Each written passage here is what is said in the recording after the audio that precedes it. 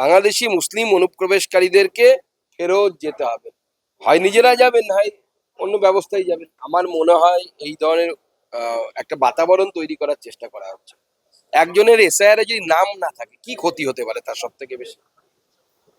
সে শুধু এবার ভোট দিতে পারবে না, বা তাও ঠিক নয়।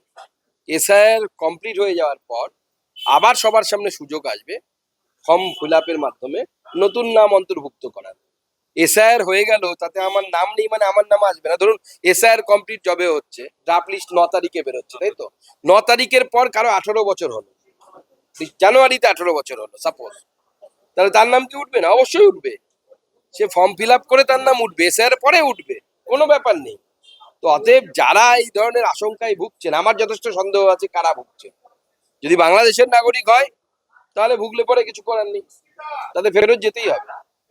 বাংলাদেশি মুসলিম অনুপ্রবেশকারীদেরকে ফেরত যেতে হবে। হয় নিজেরা যাবেন, হয় অন্য ব্যবস্থায় যাবেন।